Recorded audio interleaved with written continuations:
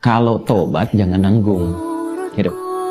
Ya, kalau tobat jangan nanggung, supaya tobatnya betul, tidak tobat kejadian lagi, tobat kejadian lagi. Maka caranya, ini kata Ibnu Abbas, sertakan rahmat Allah di dalamnya. Supaya rahmat Allah itu mengiringi kesungguhan tobat kita, penyesalannya tertanam dalam jiwa, setelah itu kita merasakan perubahan. Itu poinnya. Jadi kalau ingin cepat taubat yang diterima oleh Allah, rasakan rahmat Allah hadir di dalamnya, lalu tanamkan pada diri kita. Ya kan? Ya, dihidayahkan Allah yang menciptakan engkau. Allah memberikan jalan kepadamu, Allah memberikan nafas kepadamu, Allah memberikan waktu. Saat kamu akan berpulang. Kalau bukan karena rahmat Allah, bagaimana engkau berhadapan dengan Allah saat dihisab? Ya kan? Lalu kita balikan, ya Allah, engkau yang menciptakan aku. Engkau yang memberikan kehidupan kepada aku. Engkau yang memberikan jalan-jalan kepada aku. Sungguh dalam keadaan ini aku hambamu yang kau maha tahu banyak berbuat maksiat.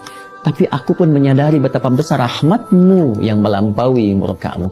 Maka dengan semua rahmat aku mohon ya Allah, bimbing hamba untuk bertaubat, memperbaiki diri sebelum berpulang kepadamu. Nah, kalimat-kalimat itu dalam.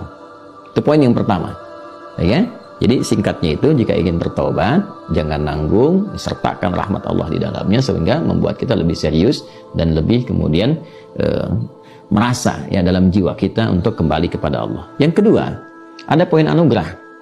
Ya, orang-orang yang tobatnya serius, yang benar untuk memperbaiki diri, bukan sekedar formalitas dia bertobat ya dengan istighfar misalnya, walaupun di situ pasti ada jalan kebaikan. Nah, orang-orang kembali yang berusaha dengan serius tobat, dia memperbaiki diri, maka di situ mendapat jaminan dari Allah Subhanahu wa taala. Lewat dialog ini, Allah bukan hanya akan membimbing ia untuk memperbaiki dirinya lebih baik dari sebelumnya, lebih tenang, lebih damai, lebih nyaman. Jadi ingat ya, taubat itu hal yang pertama Allah berikan, itu bukan materi dunia dulu. Bukan kedudukannya langsung naik, begitu tidak. Ya, bukan materi bertambah langsung kaya, bukan ilmu langsung banyak, tidak. Yang diberikan kelapangan dulu. Ketenangan, kelapangan, kedamaian, dibersihkan yang kotor-kotornya, baru datang melimpah. Ya, baru datang melimpah. Anugerah-anugerah sesuai dengan pilihan hidup kita untuk beribadah dan sebagai bekal kembali kepada Allah. Nah, nanti kalau benar taubatnya dan memperbaiki diri, diberikanlah kelapangan itu, lalu ditempatkan di kondisi lebih baik dari sebelumnya. Nah, ini yang dimaksudkan kalimat di sini. Ya, ara'aitin ana tubtu wa aslahtu arajin anta ilal jannah. Ya Allah, jika memang aku betul-betul bertobat, betul-betul memperbaiki diri, menata jalan hidup, apakah engkau akan mengembalikan aku ke surga? Ya, maka apa yang dijawab oleh Allah? Ya, na'am, ya tentu saja, kamu akan dikembalikan. Tapi perhatikan cara Allah mengembalikannya. Ditempatkan di surga yang lebih baik dari surga pendahuluan sebagai tempat belajar sebelum turun ke bumi. Silakan perhatikan.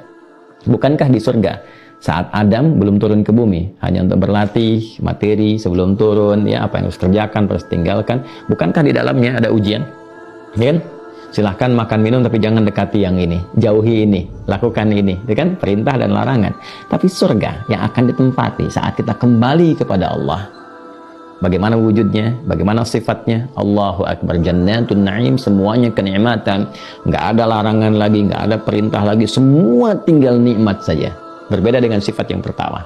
Ya, artinya apa? Di sini diberikan kesan kepada kita, orang-orang yang bisa memperbaiki dirinya, selain hidupnya lebih damai, lebih tenang, lebih nikmat dibandingkan saat ia larut dalam maksiat.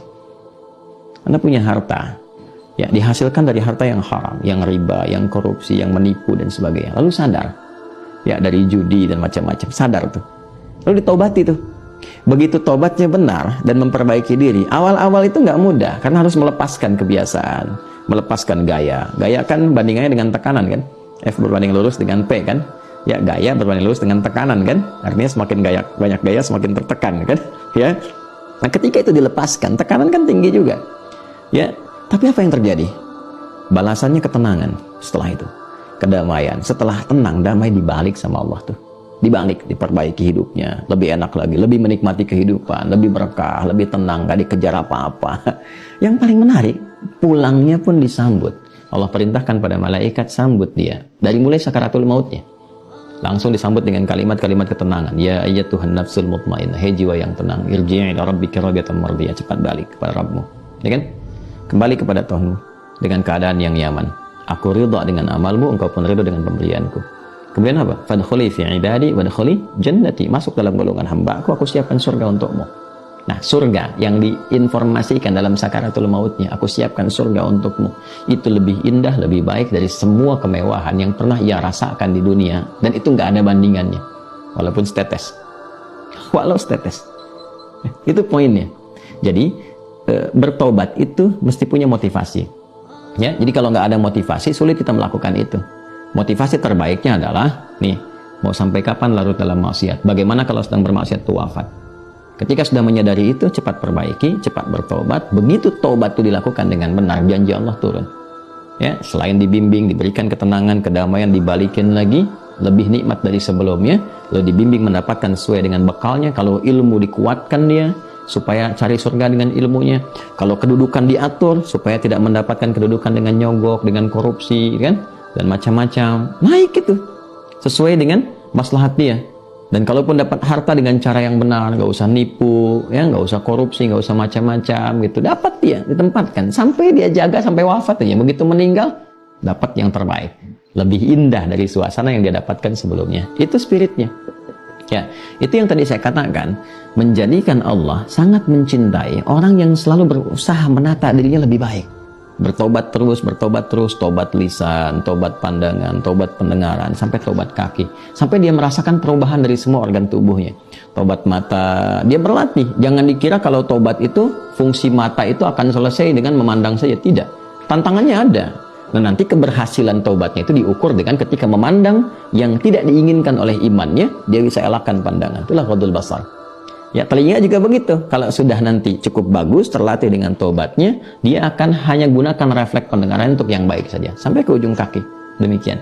Nah, itu kalau sudah ada ciri seperti itu, sikapnya berubah, ini tanda pertama bahwa tobatnya diterima oleh Allah Subhanahu wa Ta'ala.